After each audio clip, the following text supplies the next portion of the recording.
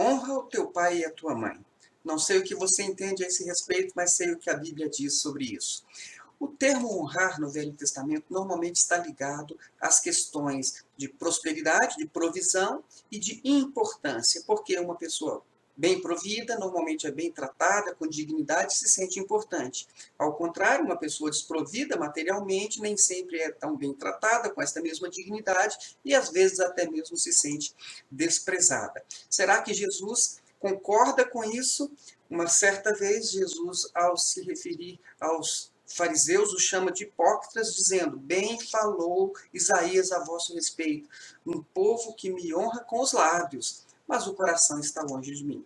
Ele disse isso num contexto onde ele observou que as regras dos fariseus permitiam que a pessoa que estava provendo as necessidades ali religiosas do culto levítico estivessem desamparando seus pais. E Jesus foi contra isso. No Evangelho de Mateus, nesta mesma passagem, ele ainda é mais específico. Ele diz o seguinte, que quando uma pessoa está provendo as necessidades da religião, elas deveriam honrar dessa mesma forma os seus pais. Ou seja, então, o termo honrar aqui, ele está claramente mostrando que se refere a uma questão de provisão e de importância. Então, a crítica que foi feita aos fariseus foi porque eles estavam permitindo que as necessidades do culto levítico fossem satisfeitas e as necessidades dos pais estivessem sendo, então,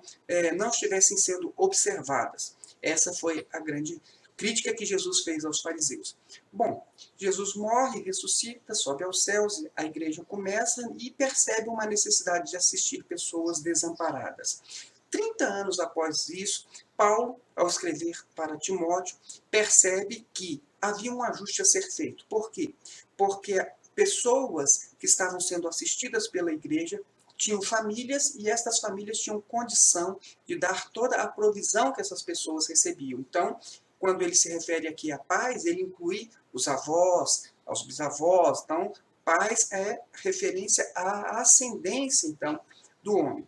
Então, ele diz o seguinte: se uma família ela tem um necessitado, ela deve ser quem cuida. E, mais ainda, ele diz o seguinte, que se alguém tem um necessitado em sua família e não está amparando, ela negou a fé, essa pessoa negou a fé, é pior do que um descrente.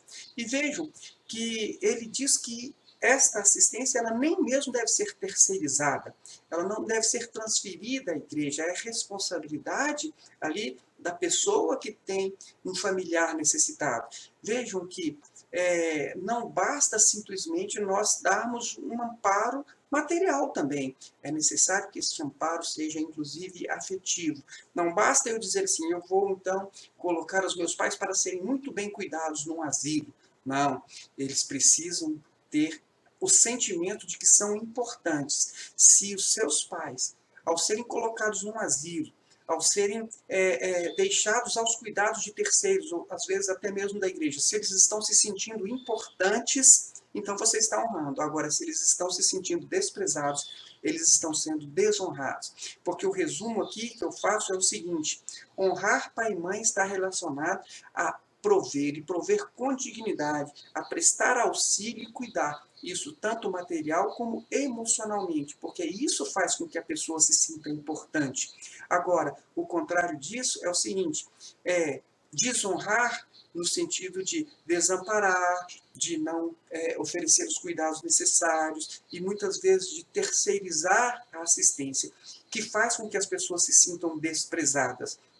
Então, a observação que eu faço aqui é o seguinte: honra o teu pai e a sua mãe, cuide deles, não os deixe abandonados, não os deixe se sentirem desprezados, mas que eles possam se sentir tanto cuidado materialmente como afetivamente, a ponto de se sentirem pessoas muito importantes. É isso aí, que Deus abençoe a sua vida. Fique na paz do Senhor Jesus.